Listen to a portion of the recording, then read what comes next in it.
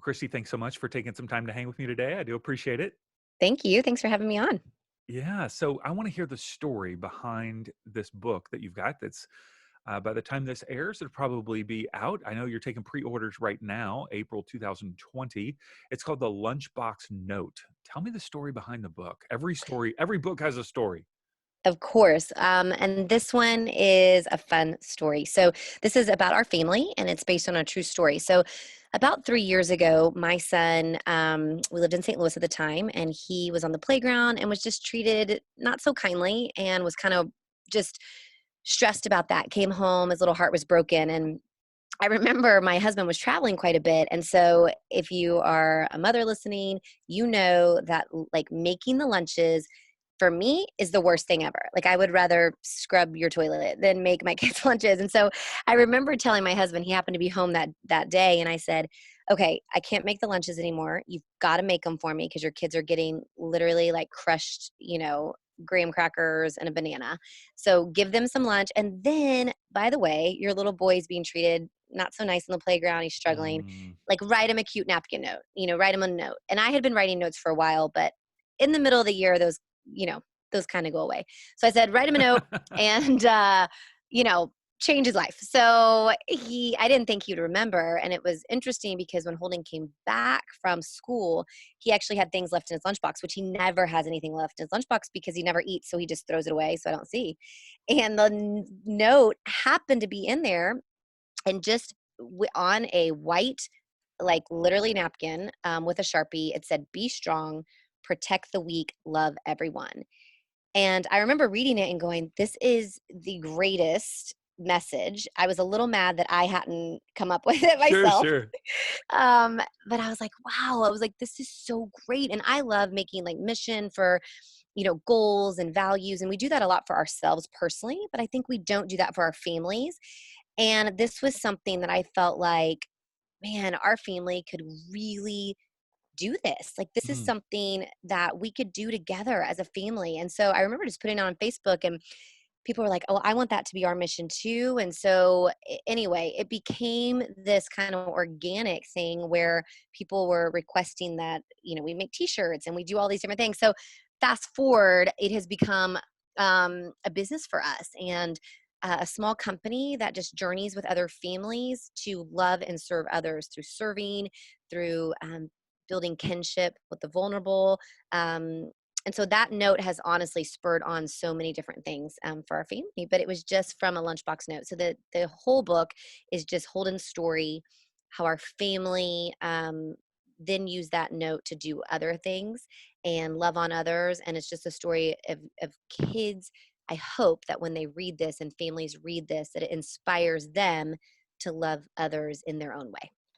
And who would you say that the book is for? I know it's for everyone, of course, but like target audience, like who would you say it's best read for? It's a children's book, so it's it's a picture book. Hmm. So it's K through 5 is who we're writing it to. Hmm. However, I believe this message, and what I've seen is this message is for the whole family. And so one of Hmm. the things that we do is at the end, we have some questions for the family to go over and how they can make their own mission. They can totally steal ours, or they can, make their own. And we provide that as well, a family mission guide where they can kind of ask themselves questions and stuff. So I really do feel like it's a children's book, Hmm. but whether you are 5 years old or 45 or 55 or 65, all the premise, be strong, protect the weak, love everyone, can be for everyone. And I hope it is. Yeah, and the rhythmic nature of the book. I mean, I got into it as I was reading it. I'm like, well, it's kind of fun. Like I'm reading this, I'm getting into it, right? It's rhyming. I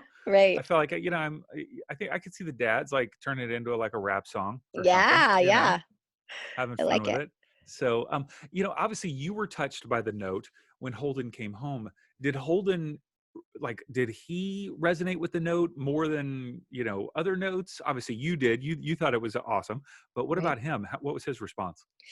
I think, as a kid, you kind of just go with the flow. But after we really talked about it and said, wow, this could be really something powerful for our family. How can we be strong? How can we protect the weak? What does that look like?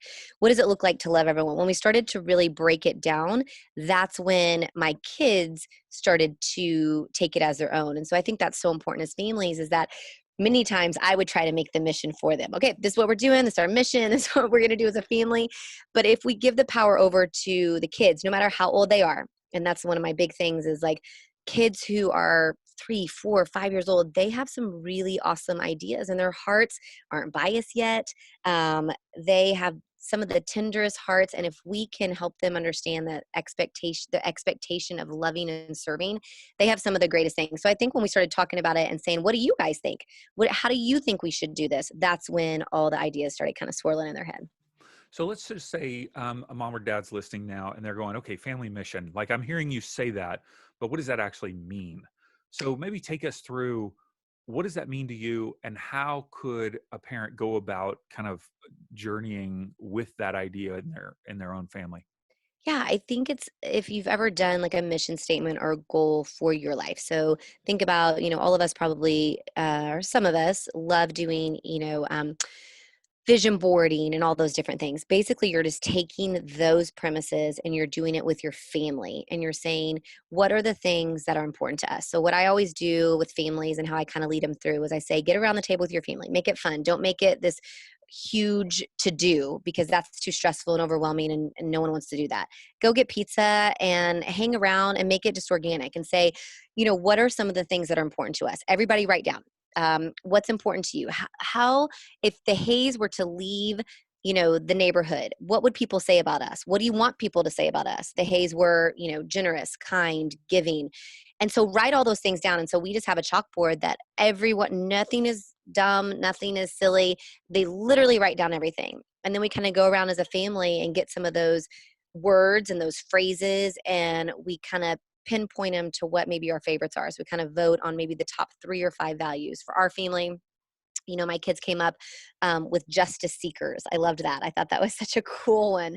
Um, we have obviously our mission is be strong, protect the weak, love everyone. But they just had different things in there that we wanted to be fun. I mean, that is something that's a big deal to our family, just to be fun, adventurous, to serve others, to love others. And then once you kind of get those different values, you kind of make it into your own statement. It doesn't have to be long. It can be you can steal it from us. Like it can be anything.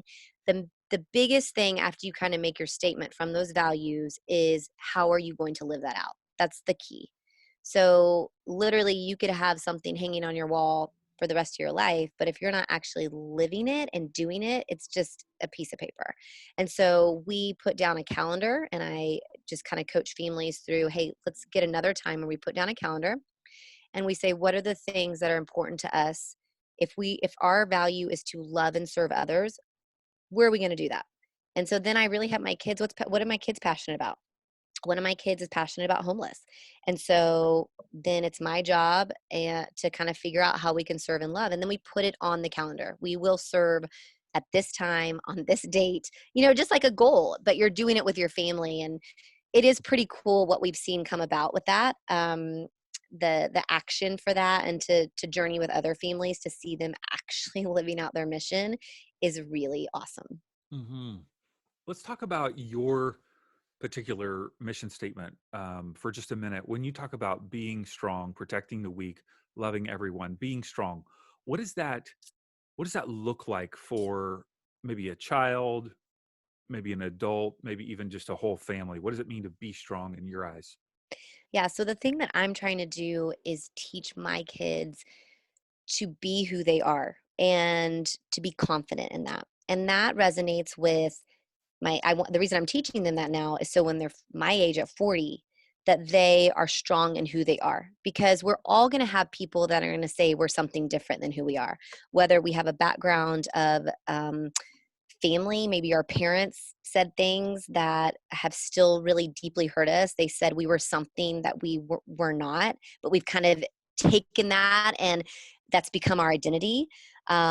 Whether my kids are on the playground and some kid is calling him something that's not truly who he is, but if you hear it enough, you start to think that that might be who you are. Hmm. It resonates with everyone. And so I want to teach my kids and myself that who I am, I need to be strong in who I am, my quirks, my strengths, my weaknesses, so that when someone tells me I'm something different, that I know that that is not, that's a lie.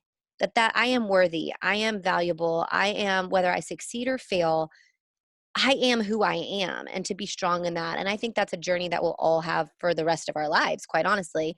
Hmm. Um, we're all going to have failures, we're all going to have successes, but is who we are the same person, whether we're successful or we're failing, whether someone says you're awesome or whether someone says you're the worst? Hmm. How can our identity stay the same? And so that's what really that be strong is be strong in who you are and Hmm. whose you are and be confident in that. That's what that means. I love hearing the background because I would perhaps, translate it a different way, Sure. in my mind, just reading it. Yeah. And so it's so fun to hear, the passion behind what you mean for you and Mhm. your family. Talk about protecting the weak. Why is that so important to you? Yeah, so protecting the weak also might be a little different than what people think. So a lot of times when you say protect the weak, people automatically their mind goes to, oh, we have to protect the homeless or the person on the street or the disabled, whatever. Those are special needs. Actually, those sometimes are the persons who are the strongest. And so I kind of want to flip the script on what weakness looks like to people. Um, for our family, what it means, it's not a certain person. All of us will be weak at some point. My kids, I want them to know, like, you, when you're strong and when you can be the light for someone, that's your job. But when you are weak and you are down, it's your job to ask for someone strong to help you. And so that really is that piece. I want kids, I want families, I want people to know it's okay to be weak. That's actually when we're strongest. And if we have the ability to give a little extra, be a light in someone's world, that's our job to protect and to do that. There are many times that, I'll need the same help that I might be giving someone, and it's just different seasons of life. And so that really is what that means for us. And it really just means, we have a phrase that we say in our family, and it's eyes wide, light shine. And it really is just for my kids to keep their eyes wide open. It's for us as adults to keep our eyes wide open, that when we're in anywhere, a shopping center, like right now we're at home, so we're keeping our eyes wide open to our home and our, maybe our neighbors from a distancing, but we can still keep our eyes wide open. And all that means is that we're looking around and we're scanning to see if there's someone who needs us, whatever we can bring, whatever gifts and talents, and that's being confident in who we are, like whatever we Hmm. can bring to the table. And then it's shining our light. So for my kids, it means scanning the playground before they play with their friends to see if there's anyone who needs them. For me, it might mean if I'm in a big group of friends and we're all huddled together and there's Hmm. someone outside the group, then I need to be cognizant of that and bring that person in. It's at your job when you know someone's maybe being talked about, stepping in that situation and diffusing that situation. There's so many ways, but that to me is protect the weak, that we're just keeping our eyes open to the needs around us, and then we're letting our light shine on those that we can. Mm. And let's talk about this whole idea of loving everyone. That's the last part of this mantra or mission that you have, which it seems pretty challenging these days with just division in our country, whether it's politics or certain issues, or, it feels like, how can I love people when they're trying to kill me? Or, you know what I mean? People Right, have right. that, thought, obviously. Sure. Um, how do you suggest that we do that? Love everyone. We joke when I tell my husband, I'm like, "Why'd you have to write that?" I'm like, "That's the worst because it's so hard." Yeah, I'm yeah. like, "Why couldn't you write like love everyone sometimes or love the good people?" Like that is the hardest one.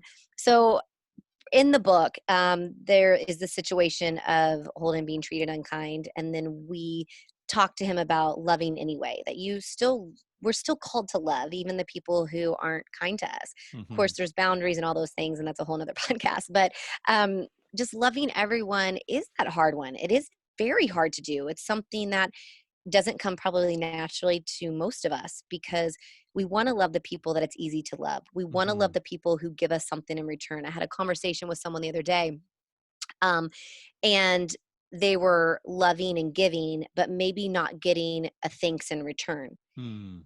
And they were maybe upset about that. And when I thought about it, I thought, but that's not why we love to get Hmm. thanks in return. It makes us Right. feel good, and that's what we're accustomed to. But if we're truly loving with all of our hearts, the good, the bad, the ugly, we're not doing it to get something else. We are Hmm. loving with no agenda. That is true love, is to Mm. love with no agenda attached, nothing Hmm. attached to it. And so I don't know really how to do that all the time. But I think if I can put in my mind little simple things that I can do every day, for us right now, it could just be giving grace.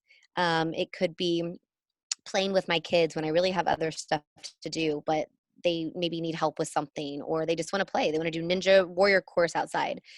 For our community, it could be just going out of our own way. I always think true love is sacrifice. So it's usually sacrificing something, whether it's time, you know, being comfortable, whatever. True love is usually you're having to sacrifice something.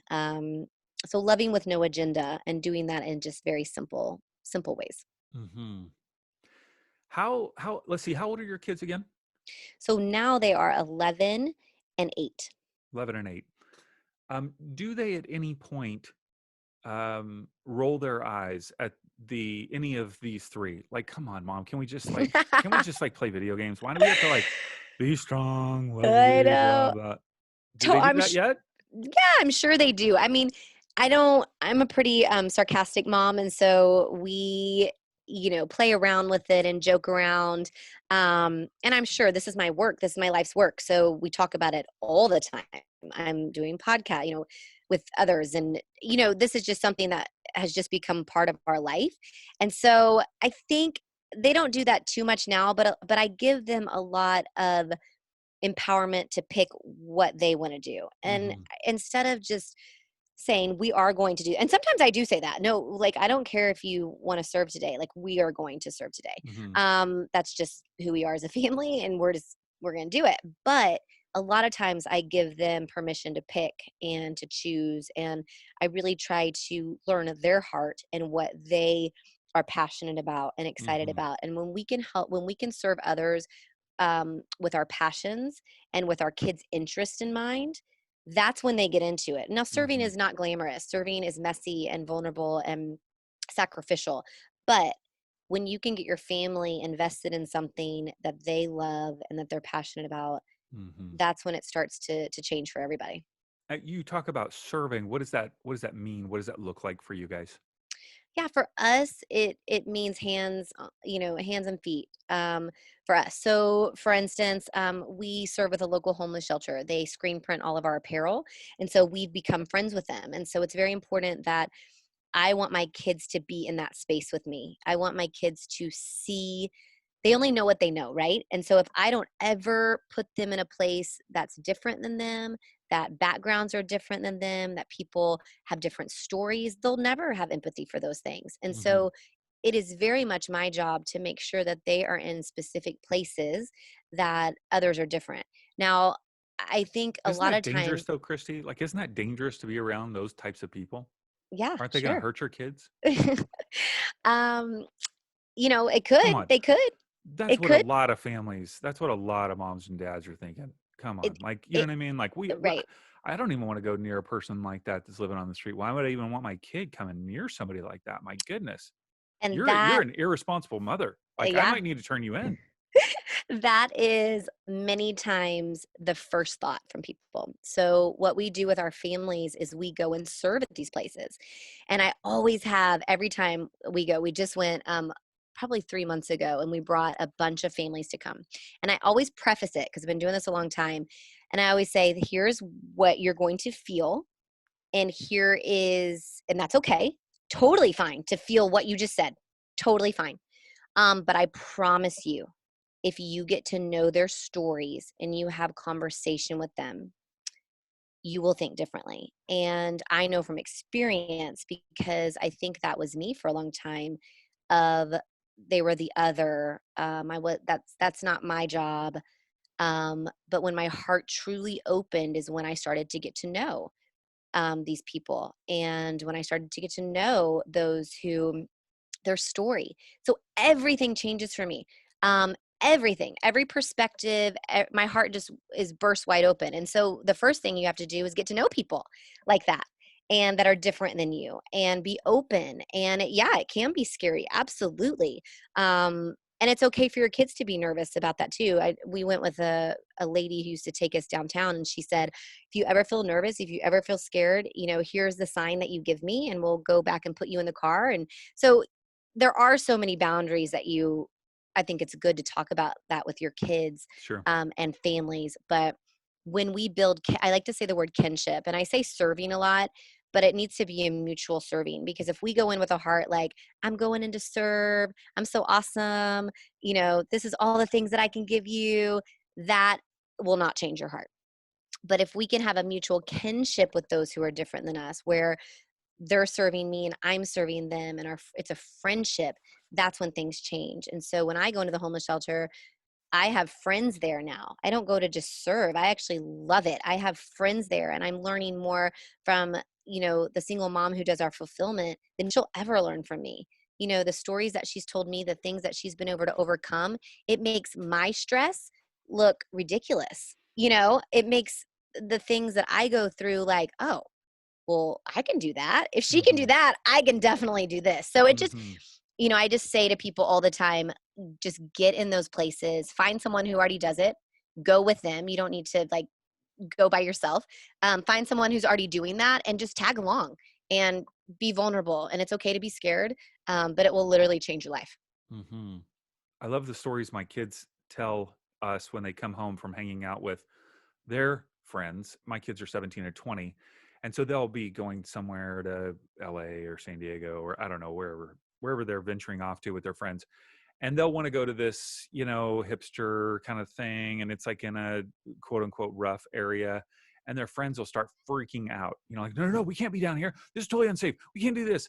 And they're like, why? Like, these are just people. You know what I Hmm. mean? And it's because we have gone to all sorts of different places, and you just talk to and connect with all sorts of different people, not just in the US, but outside of the US. And not that you want to be, you got to kind of figure out what is Sure. safe or appropriate, or whatever. But personally, I would feel comfortable walking into almost any situation. Hmm. And part of it is you also have to develop the skills of being able to connect with someone real quick Sure. and know that Sure. this is not an us against them situation. It's just, hey, we're in this together. Yeah. But it is fun to have your own kids Hmm. pushing the envelope with other kids That's to go, fun. That's something to look you forward know, to. yeah, Yeah. it's super fun. And I think that's probably because you did that, where you were an example to show them like that these are just people. I always Hmm. laugh when my little girl first went into the homeless shelter. She was probably 7, and we had already had homeless encounters. And I said, "Hey, just want to let you know this is our guy that does the printing. He's awesome, but." If you're nervous or whatever, and she's like, she like walked right in. She's like, hey, she's like, I want to print, and he's teaching her how to print, and I'm like, okay, like, and they just they don't even bat an eye now, when they go into places. Or like we went to San Francisco, and there was a guy who was like almost completely naked, like walking down the street, um, mentally ill, and just like talking. And I don't even think my kids really even, they kind of looked and were like, huh, we've seen that before. And then they just kind of, walk on by, Hmm. or see if he needs something, so it is interesting. I think when we just can't be afraid to get our kids in front of people that are different than them. Yeah, yeah. I think that's been so important to me, not only with maybe it's socioeconomic differences. Same thing with whether it's race or ethnic, but also in our area with trans. And it's not until I've actually heard someone's story, and not just the moment of going, oh, you're wearing different clothes, but like, oh, no, Mhm. no, no, this has been your whole life, like that I'm hearing the story of your life. I start to go, oh, wow, okay, wow, that's not been my experience. Mhm. And this is really opening my eyes to a whole new experience of life. Yeah. and it creates a great deal of compassion and love and conversation, Empathy. empathy. Yeah, Yep. all of those things. So it's Yeah. very powerful. So as families are going about this, it feels like they could use some hand holding, in the process, and I know that you do that. You call it family coaching. Is that correct? We do. We call it family coaching, and it's funny. I've been a coach for most of my life, whether it be basketball. I used to coach high school basketball. I was a fitness trainer for a while. I love the word coach because it means you're challenging, but you're also encouraging. You're cheering on. But when I think of like family coaching, I am doing all those things, but I'm doing it with you. So I like to say like family, we're journeying with you. We do not have it all down. The great thing is that we've worked with families for about 15 years, and so I've seen some awesome families do it right.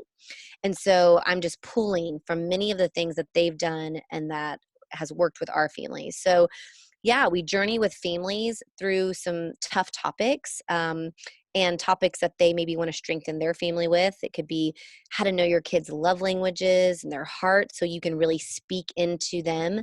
How to make a family mission. This month, we're talking about how to serve with your family, intentional time spent with your family. We're spending a lot of intentional time right now.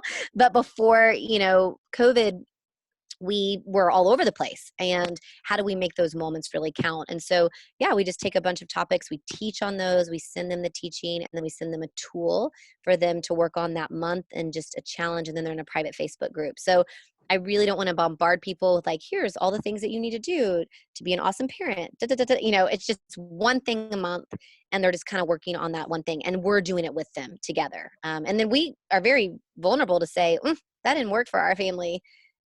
How did it work for you? And they might Sure. say, well, my kids are older or younger, and this is what worked instead. And so it's just a community of people who are journeying together to strengthen their family so that they can go and love and serve others well, in their community. And I would pitch in and say that you cannot start this too early. Like you cannot start this too early, because starting it, if I were to start something like this with my kids at 17 and 20, it's a way different conversation than to start this with my kids at 7 months and 20 months. Sure. Because even at 7 months and 20 months, you can begin to, I know it's a little crazy, but you can begin to even instill these types of Hmm. values and experiences in kids, and they will grow up and have that type of flavor and outlook and heart for the world for a lifetime. Yeah. So if you're listening and you have young kids, it's not too young. They're not too No. young, not too early. It's never too late too. I always say, I want the youngest kid, because if that's all they ever know, then it's just in their DNA. Then they're not my age and going, well, should I serve this person, or is that too hard? Or there's no question. It's just like, well, of course, that's how we live. That's what we do. But the older I've seen, what's been neat is we have some older teenagers, and families, and just even starting that conversation has been interesting for them. And yes, the earlier the better, because you can kind of, help them and, get them in the right mindset. But I always say it's never too early. It's never too late. It's true. That is true. And there is such an emphasis in our culture on helping others or serving others. That is a value that we can draw upon. I'm not sure how often we live that out in maybe one-on-one ways, but yeah, oh, so good. I love what you're doing. And you have a podcast, the Be Love podcast. Tell us all about that. Yeah, so that is just us finding people who are living love in creative ways. So that could be the CEO of a company who's just doing something extra special in the way that he treats his employees or treats the community. It could be an advocate for the homeless. It could be nonprofit leaders. It could be anyone who is just helping others, um, live out love. And so we just share those in hopes to inspire the listener to live out love in their own way. No way is the best, no way is big or small, all love matters. It's what we always say. Like, it just, however you can love the world. That's why I always love to help people know their gifts and talents, because that's how they love the world. They don't have to do what I do. Some people watch me and they're like, I don't want to start a company. That's stressful. Like, I don't want to speak. That I don't want to do all that. I'm like, don't do that. do what you're gifted at. We need your personality and your talents and your gifts. And so I know you do a lot of that, is helping people kind of unlock what their gifts and talents are, so they can do that. So Be Love podcast, that's what it is. I love it. All right, one last question. Yeah. What's the tattoo on your left arm? Oh, this is a great story. This is B. So our logo for our company is B. It's very simple. It's, Be Strong Stories, our company, but our logo is a B with a square around it, period. But this tattoo was almost 5 years before our company was ever even thought of. And so for me, this B, I had a whole literally come to Jesus moment about 8 years ago. And because I'm a doer, because I'm a driven person, my worth was in what I did and not who I was. And so I had to have a whole literal stripping of that to know that my worth was in just the be, just Hmm. being who I am and not what I do. And so that was just a reminder for me to remember that. Um, and now it is the logo of our company. And those two things at the time had nothing to do with each other. So Sure. it's very interesting how that's come full circle. Yeah, beautiful connection. Very fun. Well, Kristi, thanks for all that you and your family are doing. I love it. I admire what you're doing, and encourage people to get the book, The Lunchbox Note, a story about loving others. And they can get that on your website, pre-ordering. By the time this comes out, who knows, it may be available. It's releasing May 2020, and it's at bestrongstory.com. All those links to the podcast, the family coaching, and the book will be in the show notes. If you're on your iPhone, you can swipe up now and click the links, or go to our website and find them all. So, Kristi, thank you so much. I appreciate it. Thank you. Thanks for having me on.